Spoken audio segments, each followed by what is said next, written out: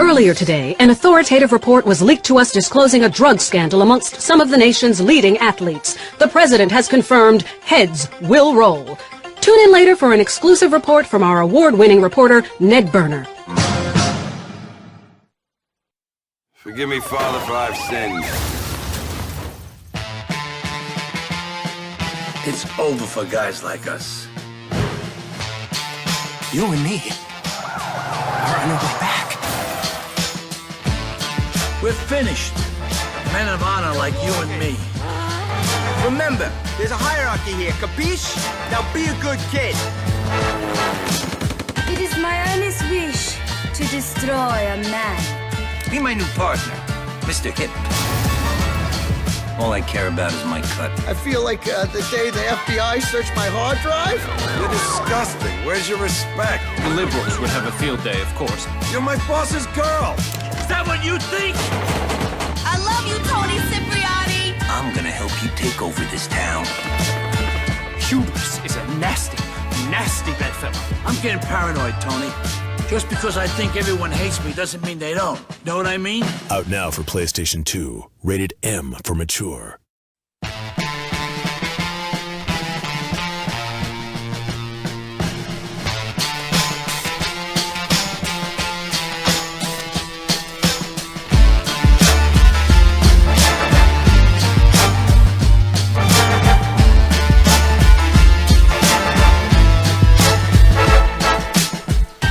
Hi, my name is Juan Castro, editor on IGN's PlayStation team, and today we're going to be doing a review of Grand Theft Auto Liberty City Stories for PS2. To start, we just have to say that Liberty City for PS2 is of course a port of the PSP version that shipped about 8 months ago.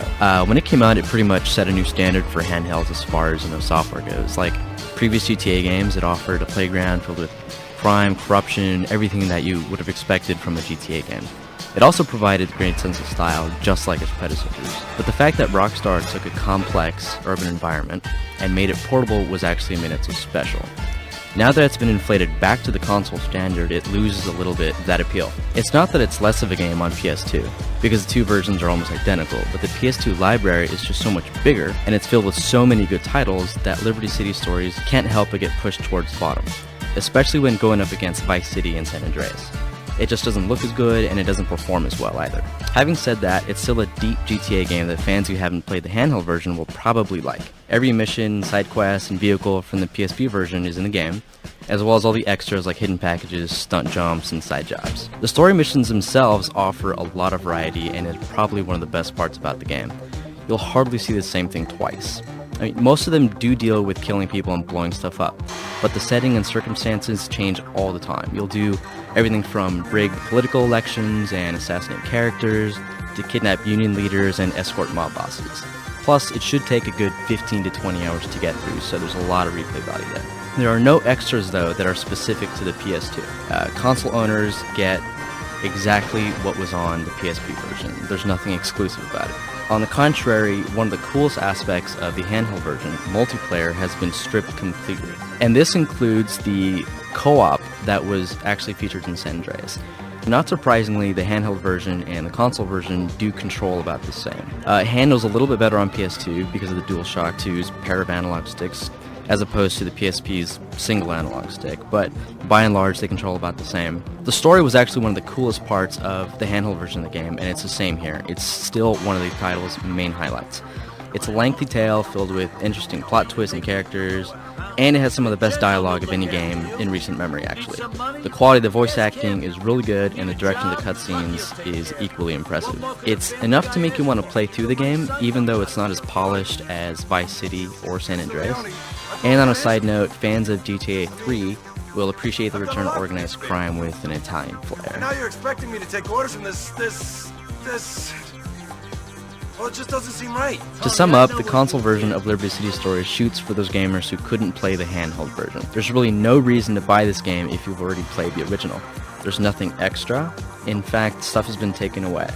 It's still rough around the edges, but it still provides a unique experience that fans of the franchise will probably want to check out only if you haven't played the handheld version. Plus, it's a $20 game, it's going to last you more than 20 hours, so you certainly get a value for what you're spending.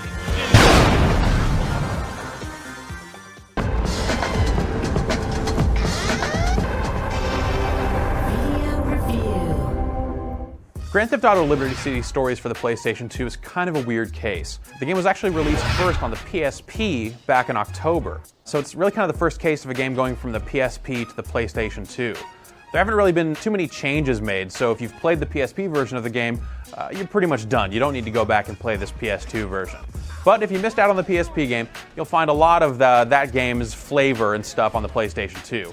Unfortunately, when you can actually compare it directly to games like Grand Theft Auto San Andreas and the other main GTA games, this game's problems stand out pretty dramatically. Of course, all that's offset by a budget price, so that helps. Liberty City Stories tells the story of a guy named Tony Cipriani. He's your typical kind of mobster, mid-level guy working for the Leones. And as you go, you defend the Leone crime family from all comers. You're basically taking on a lot of different tasks in typical Grand Theft Auto style fashion. The missions, however, were originally designed for the PSP, and they're actually a lot shorter than what you've come to expect from the more recent Grand Theft Auto games. You won't find these big, epic, multi-part missions here. It's generally, pick up a car, drive it someplace, go kill a guy, get his phone, bring it back to somewhere else. Real kind of basic stuff. The other big problem with Liberty City Stories actually has nothing to do with its roots as a PSP game, but more has to do with its roots as kind of a side story to the main GTA games. You really don't get the feeling that as much attention was paid to putting the characters into interesting situations, and the game wasn't really written with a whole lot of depth to it. So the characters aren't really likable, they aren't really that interesting, and the story just kind of goes nowhere. There are a few blown chances here and there. Eventually you kind of become a made man and go rise through the ranks in the mafia. But this is just treated with like a cutscene that just kind of fades out and fades back up with you wearing different clothes. It's not going as far as you would expect like a major event in the main character's life to go. As a port from the PSP to the PlayStation 2, Liberty City Stories on the PS2 is a really murky, kind of dark-looking game. It might have a longer draw distance than the PSP version did, but at the same time, like the character models and stuff like that really are pretty low poly. It's really not that impressive looking. The frame rate hitches up in a lot of situations as well, so it's not a very good-looking game on top of all that. The sound effects in the game are basically what you would expect from GTA. You get the typical gunfire and police helicopter noises and things like that. The game's characters all speak with real voices. You might not recognize much of the cast from other things, like they've had this kind of running trend where they're bringing in a lot of pop culture names and stuff for parts in GTA games. This one's really bare bones. In much the same way, there aren't a whole lot of licensed songs on the soundtrack either. They just kind of went for trying to make songs that sound like 1998 as opposed to actually going out and getting all the really bad boy band stuff that was around in that time, which would have been really good driving around and running over cops music. All things considered, GTA Liberty City Stories is a good game, and it's largely due to its budget price. That really helps you overlook a lot of the game's problems. But again, if you've played it on the PSP, there's really no need to go back to it. This is effectively the same game with the multiplayer stuff stripped out. But if you can set your expectations properly and not expect a big, epic GTA-like adventure, and you're looking for more GTA-style action, Liberty City Stories has exactly that.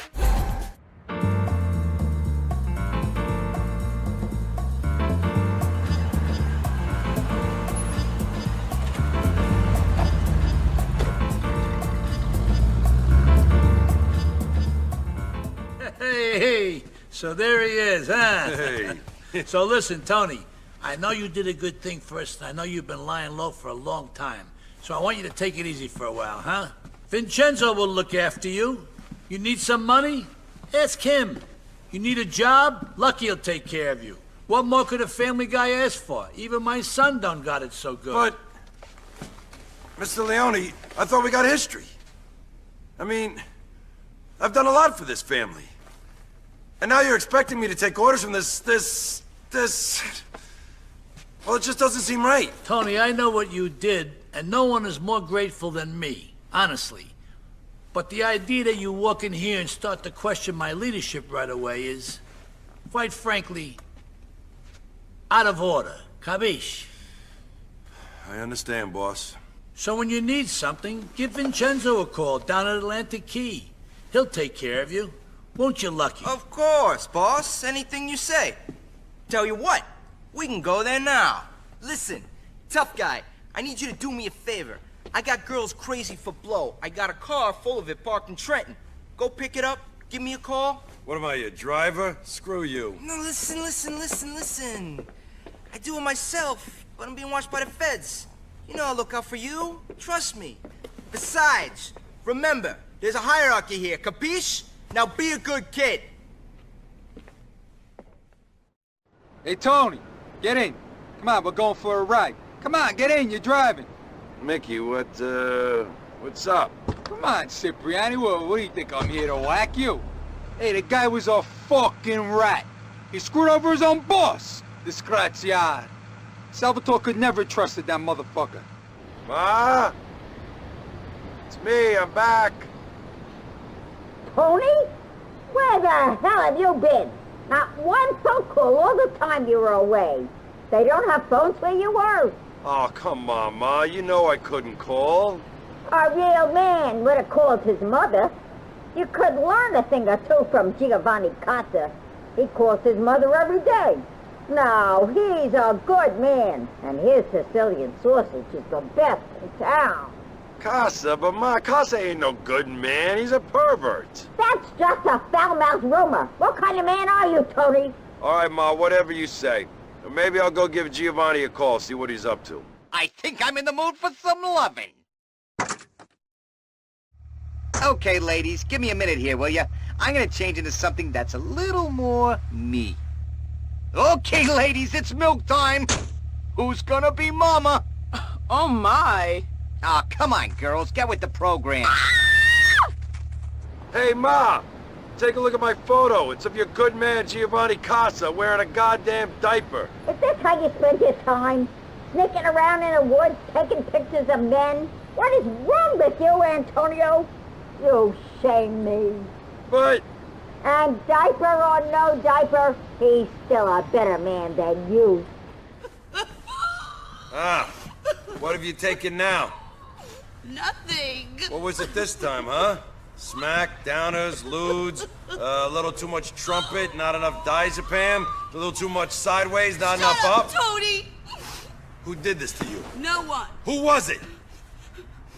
This guy I'm seeing, Wayne. Oh, some guy you're seeing. You're my boss's girl! Shh, come on, Tony, don't be so square. Besides, he gets me this great speed, you know? A girl needs a lift. Plus, it makes you really wild in bed. Shut up! Why'd he do this to you, this dead prick Wayne? I told him I was in love with somebody else. I told him about me and you, Tony, and then he hit me. There is no you and me. Christ. You're killing me! Where is this Wayne? He deals at a bar down in Chinatown. I love you, Tony Cipriani! That bitch had it coming. Get him! Come on, tough guy. You ain't got nothing. You can't ride a bike for shit. If you ride close enough, you can kiss my ass. JD. Tony, thank God you're here. Oh, I'm sweating like my uncle in a schoolyard. Oh, my mind's going crazy. What are we gonna do? About what? Oh, God, I can't believe it. He's gonna cut my balls off. He's gonna put them in a vice. Not necessarily in that order. Oh, God. I feel like the day the FBI searched my hard drive. Oh, my heart's racing. You got any Valium or Rohypnol? What about... Oh, no. See, I got too many of those. What's going on? Oh, God, I can't believe this. Why am I to blame? It's not my fault. But you know Salvatore. Oh, he's gonna get the vice squad on my ass. Oh, my God. It's gonna be like those statutory rape charges. Have you ever been in prison on statutory rape charges, man? They come in at you with the showers. Oh, and she was 18. Oh my God, this is gonna be worse. Listen, you babbling cocksucker, what in God's name is wrong? It's Salvatore. He was kidnapped while leaving the club. Well, why didn't you say so instead of making me listen to that crap? Come on! This strike will continue until I get some assurances from this city. Mafiosi thinking they can run the union can think again. They don't scare me. I got bigger balls than all of them. After the release of Grand Theft Auto San Andreas in 2004, Rockstar were one of, if not the biggest name on the gaming market. I've said it numerous times, but the GTA series created and perfected a new genre and pushed the boundaries of what was appropriate. But after Rockstar San Diego created a new Rockstar Advanced Game Engine, aka Rage, in 2005, setting them up for the next generation, the next title in the GTA series would not be for another few years, which gave the controversial publisher a chance to release more games from different franchises, and one console release in that span was the PlayStation Portable. Rockstar Games attributes a lot of their early 2000s success on the PlayStation 2, so when Sony released the PSP worldwide by September 2005, Rockstar were already making their presence felt, releasing Midnight Club 3, The Warriors, and Manhunt 2 by the end of 2006. All of these ports were developed by Rockstar Leeds, formerly known as Mobius Entertainment Limited, who already had experience in the handheld market making mostly Game Boy Advance titles. Rockstar purchased the Yorkshire-based developer after they were impressed with the GBA port of Max Payne, and wanted to be just as strong in the expanding portable market after the success of the Game Boy Advance and release of the Nintendo DS and PlayStation Portable. In collaboration with Rockstar North, Leeds were given the task of creating a, quote, full GTA game for the PSP that would see them return to Liberty City with a brand new story, returning characters, and a different timeline. The result was Grand Theft Auto Liberty City Stories, which was released for the PlayStation Portable on October 2005, the PlayStation 2 on June 2006, and the mobile on December 2015. We're looking at the PlayStation 2 version. We won't be comparing it to Vice City Stories because it came out after LCS, so I'll be looking at it from the perspective of just experiencing GTA 3, Vice City, and San Andreas, especially after reviewing all three recently.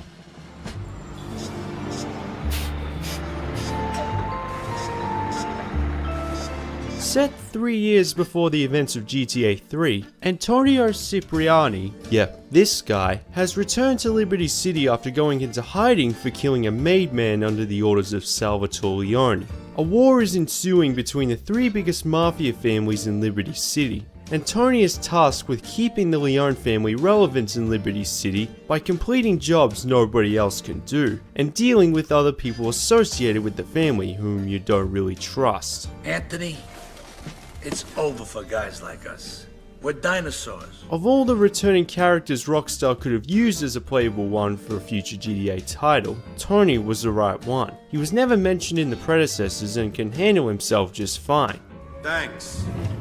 The return of Salvatore and Tony allows for GTA fans to immediately become familiar with Liberty City again, along with Donald Love, who plays a heavier role in the story as you assist him in his mayoral election. How's the campaign? It's down to the wire and every last vote's gonna count. Even Vice City characters including Phil Cassidy and Avery Harrington make a cameo, with Cassidy opening a heavy weapon shop south of Staunton Island. When you break it all down, the plot is a lot more straightforward, but whatever you do with the other characters affects the Leone family and the events that lead to GTA 3 without any serious continuity errors. Thing is, you know how each GTA title, or any Rockstar title for that matter, has a main antagonist that you love to hate because that's how well written they are. Here it's not clear who the antagonist is. Geez, Tony, Sal said you was dumb muscle, but I didn't think anyone was that dumb. You have a few characters that get under your skin, but don't play a huge role. It's like there's an antagonist on each island. When I tell you to do something, you do it. Capiche? Also, it's easy to be distracted by returning characters and the gameplay itself. But as I've discussed in previous GTA reviews, the story is only a small percentage of the whole experience. I mean, in GTA 3, the cutscenes mostly consist of Claude being told what to do, and that's it. I mean, these are people that I personally fought for, people I've killed for, honest people, and this is how they repay me? It's insulting. It's a disgrace. One thing that continued to impress me was the continuity, no pun intended. Whenever there's a path, road, building, or area that looks different from GTA 3 and LCS, a lot of these are the results of Tony's actions. For example, there's one part of the tunnel that's only used for one mission, but as you can see, it's in the middle of construction, and when you play GTA 3 it's complete, almost like everything else. Though it is understandable to assume that maybe too many buildings are under construction at one time, and it makes the city look like it's being built from nothing only a couple of decades ago. A planned city way ahead of schedule. But aside from a half-finished tunnel or a bridge with two small gaps, the map, road, and storyline structure are very similar. There are markers scattered everywhere that trigger a mission, and completing enough will unlock an island. Hi, Alex Polyak here. Grand Theft Auto Liberty City Stories turns 20 years old. The game was released on October 24, 2005. It launched for the PSP, then came to PlayStation 2 in 2006, and 10 years later, it was even released on iOS and Android. So, GTA LCS is celebrating its big anniversary, and it's a great opportunity to discuss some interesting and little-known facts about this lesser-known yet captivating game. Let's get started.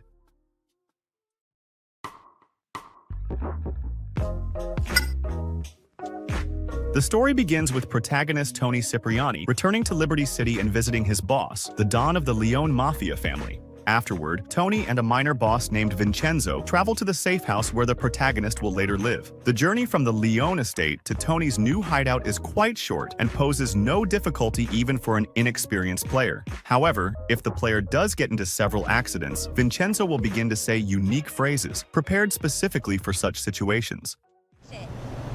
Jesus, Tony, you drive like a bitch!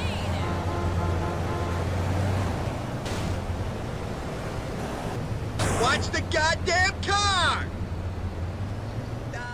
Besides these two phrases, there's a third one, but it will only trigger if the player continues driving recklessly after visiting the safe house when the mission requires driving Vincenzo to his place of work. Tony, stop disrespecting me and drive like a man, Maron!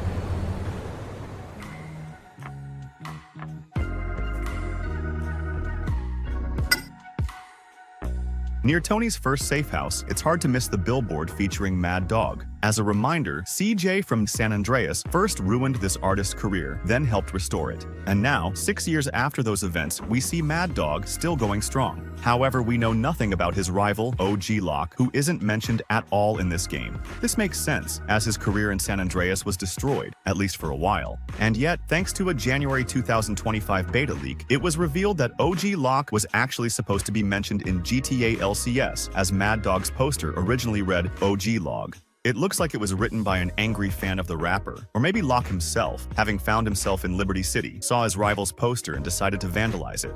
Who knows? Either way, I thought it was a cool detail.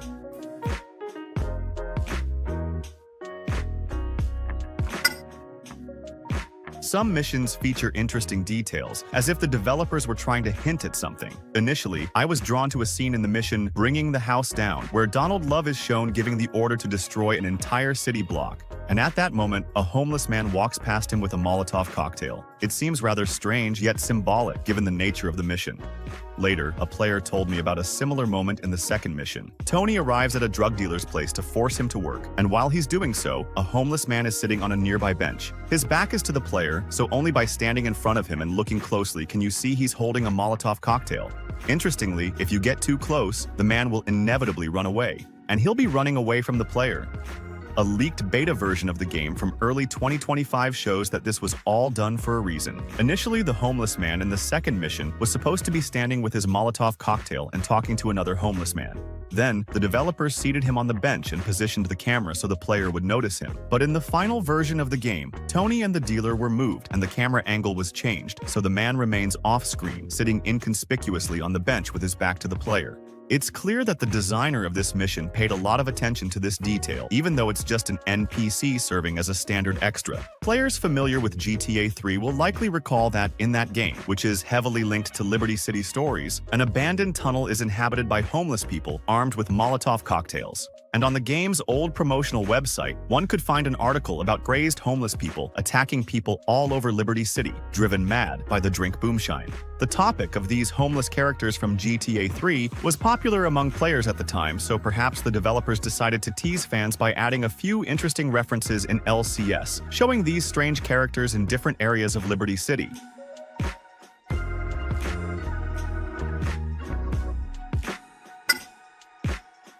Liberty City Stories features unique vehicles not found in other GTA games. One such vehicle is Deimos and Phobos. These names suggest a certain resemblance, and they also share similar appearances, at least if you look at them in general terms and don't focus on the details.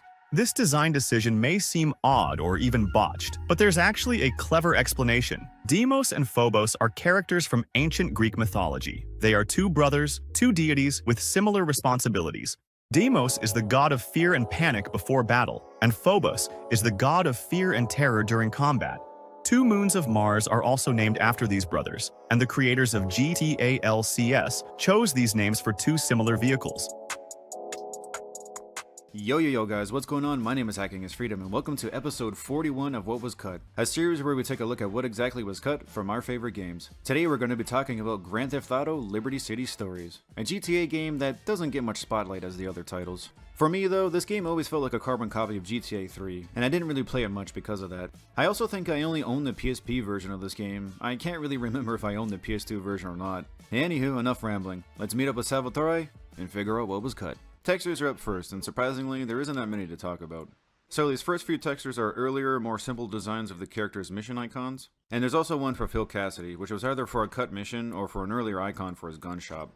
There's also two house icons, one in green and the other in red. We can assume that buying properties was planned at some point in development, as we'll see more in the models section. Some sort of phone icon also exists, but it's unknown what it relates to. My guess is it relates to a cut side mission called Mobile Massacre, which would have worked just like the rampages from GTA 3, and you would have needed to accept these missions from a payphone. We have an earlier version of the Liberty Jam music station logo. These three newscast textures are only present in the PS2 version, and they were supposed to be seen in a cutscene after the mission Love on the Rocks. These textures can only be found in the PS2 version as well, and they were used as placeholder loading screens. And for some reason, there's also a few leftover title cards from GTA Vice City. This simple texture was used as a placeholder save file image for the PSP's XMB. Same goes for this texture. It was used in the July 26 PSP build as a placeholder background for hovering over the game in the PSP's XMB. If you never played this game on the PSP, this is the final XMB artwork. Last up for the textures, we have a few completely different loading screens from the final game. All of these can be seen in the July 26 PSP build, and surprisingly, this one here never gets used at all. Models are up next, but sadly, there's a lot of leftovers. So we're going to start with three different variants of dirt tracks. All of these models are only present in the July 26 build, and it's been completely removed from the final game. The models are simply labeled as SJL D Section 01 to 03, so we can only guess what they were planned to be used for. I'm gonna guess these were made for some sort of side mission, like the mission Dirt Track from GTA San Andreas. Also, SJL could stand for Stadium Jump Lesson, but that's just my guess. We have 5 unique models intended for the shooting range, which were all removed after the July 26 build. There's also these two models of ramps, simply labeled as Test Ramp 1 and Test Ramp 2. The green and red house pickups from GTA Vice City are still left over in the game files, and they can actually be spawned in with a trainer or the debug menu. But obviously they don't do anything because no code is attached to them anymore. Although it does seem like they had this planned early in development because of the also unused radar icons. The camera pickup that went unused in GTA Vice City is also still left in the game files, and it can also be spawned in with a trainer or the debug menu. Again, it doesn't do anything because no code is attached to it, but it's still pretty cool to see this in game. Next, we have a bunch of GTA 3 leftovers, so I'll just go through these quickly. We have Misty's apartment door from the mission Drive Misty for Me, 2 models of the Punk Noodles stall from the mission Farewell Chunky Lee Chong, a model of a fish from the mission Blowfish and Gone Fishing, a prop version of Leon McCaffrey in his full body cast from the mission Plaster Blaster, which also went unused in GTA 3, a model of the hidden packages, the GTA 3 save logo without textures, the cartel bomb from the mission Give Me Liberty, a fish crate that also went unused in GTA 3, a model of the evidence files from the mission Evidence Dash, a model of the Kappa coffee stall from the mission Espresso to Go, a model of the floating package or buoy from the mission A Drop in the Ocean, the Spank package from the mission SAM, the model of Uncle BJ's Deli and Grocery Storefront, and lastly, we have 3 different variants of dead airport guards from the mission Grand Theft Auto. The texture used to represent the blood is actually taken from Manhunt, and it's missing from the model's texture container, so it sadly shows up as a white square.